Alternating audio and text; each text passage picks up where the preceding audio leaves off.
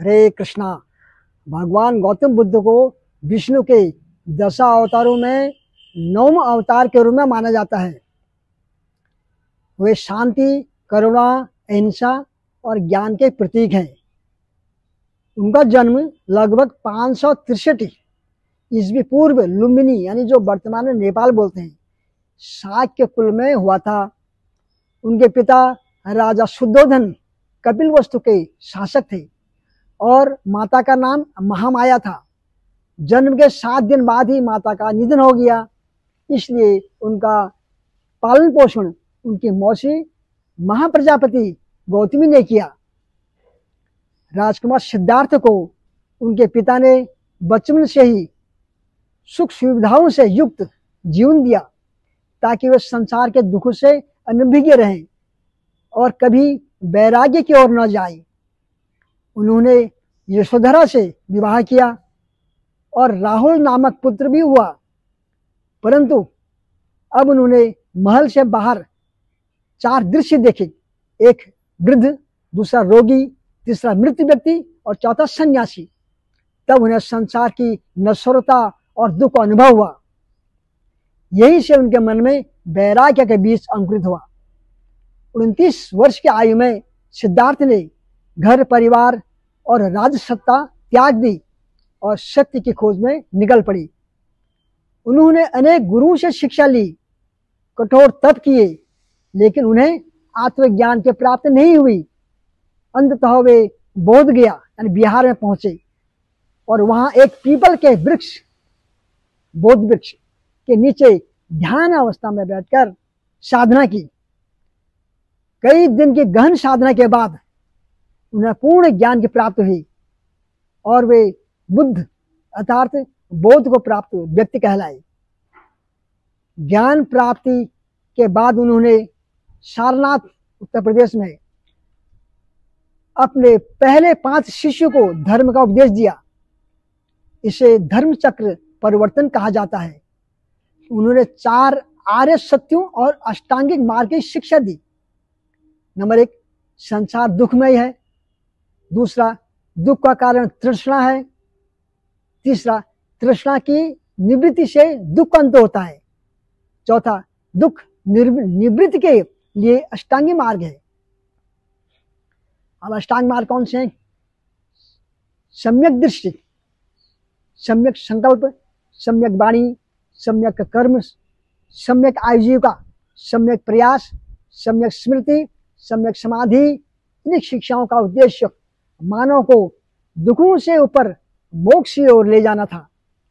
भगवान बुद्ध ने जीवन भर भारत के विभिन्न भागों में भ्रमण करके धर्म का प्रचार किया। उन्होंने पाखंड, अंधविश्वास, यज्ञ, बलि और जातिवाद का विरोध किया और करुणा, मैत्री, समता तथा अहिंसा का संदेश दिया। उन्होंने लोगों को आत्मनिर्भरता का पाठ पढ़ाया और सिखाया कि प्रत्येक व्यक्ति स्वयं अपने कर्म का निर्माता है। बुद्ध का धर्म आमजन के लिए सुलभ था, उसमें कोई जटिल कर्मकांड नहीं था। वे स्त्रियों और दलितों को भी भिक्षु बनने की अनुमति देते थे, जो उस समय की सामाजिक क्रांति थी। उनकी शिक्षाएं तर्क और अनुभव पर आधारित थी, जिससे पढ़े लिखे और साधारण जन दोनों ही प्रभावित हुए। प्रमुख शिक्षाएं अहिंसा, सभी प्राणियों के प्रति करुणा रखना, अनित्य, संसार में कुछ भी स्थायी नहीं है, अनात्म, कोई भी वस्तु स्थायी आत्मा नहीं है, मध्य मार्ग, न तो अत्यधिक भोग, न ही कठोर तप, संतुलित जीवन श्रेष्ठ है। बुद्ध ने ईश्वर की उपासना का खंडन नहीं किया, परंतु उन्होंने बताया कि मोक्ष का मार्ग आत्मज्ञान से होकर जाता है, न कि बाह्य पूजा यज्ञों से। हिंदू परंपरा में भगवान बुद्ध को विष्णु का 9वां अवतार माना गया है।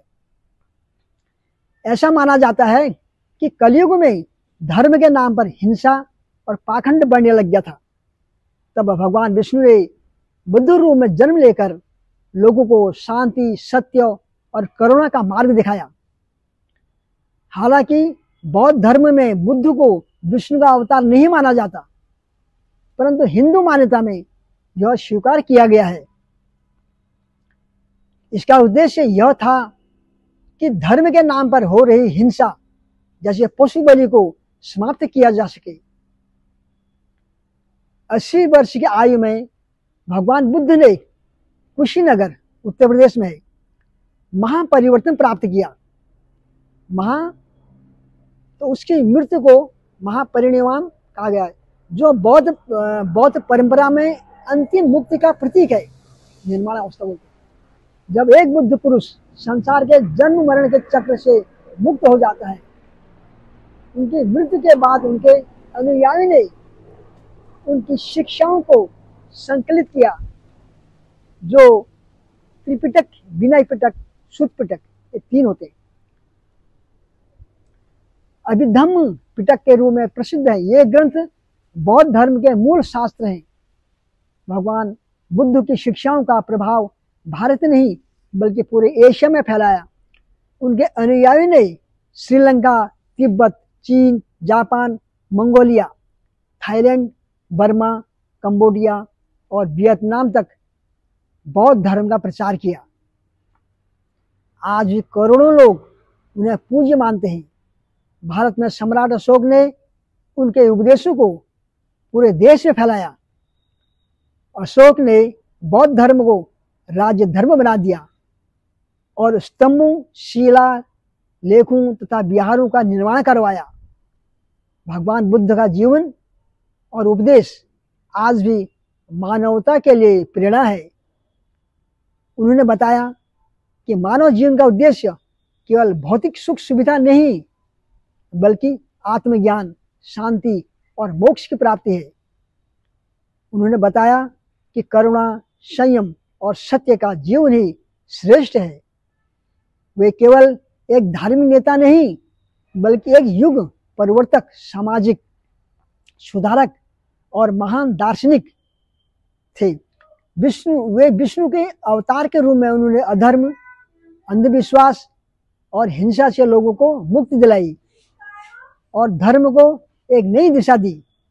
उनका जीवन आज भी संपूर्ण विश्व के लिए प्रकाश स्तंभ है। हरे कृष्णा हरे कृष्णा।